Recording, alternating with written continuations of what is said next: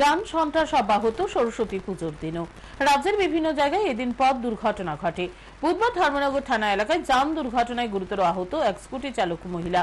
এদিন সকালে ধর্মনগরের বটরশি বাজারে দুর্ঘটনাটি ঘটে।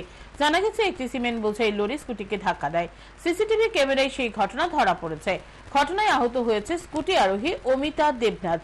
উনার বাড়ি রাজবাড়িতে। তিনি ধর্মনগর থেকে পানিসাগরের উদ্দেশ্যে স্কুটিতে যাচ্ছিলেন। ঘটনার খবর পেয়ে ধর্মনগর দমকল বাহিনীর কর্মীরা গিয়ে অমিতা দেবনাথকে ঘটনাস্থল থেকে উদ্ধার করে ধর্মনগরের উত্তর জেলা হাসপাতালে নিয়ে আসেন। সেখানে কর্তব্যরত চিকিৎসক তড়িঘড়ি অনিতা দেবনাথকে আশঙ্কাজনক অবস্থায় উন্নত চিকিৎসার জন্য রেফার করে। আহতকে শিলচর নিয়ে যাওয়া হয়। ক্রমাগত যান দুর্ঘটনা বেড়ে চলায় উদ্বিগ্ন সচেতন মহল। 12:30টার সময় একটা কোলাসে বটরসিতে একটা অ্যাক্সিডেন্ট হয়।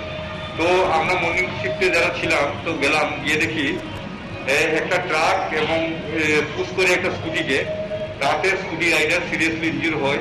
ওনাকে আমরা ধর্মনগর হসপিটালে শিফট করে দিয়েছি, ওনার চিকিৎসা করতে ধর্মনগর হসপিটালে।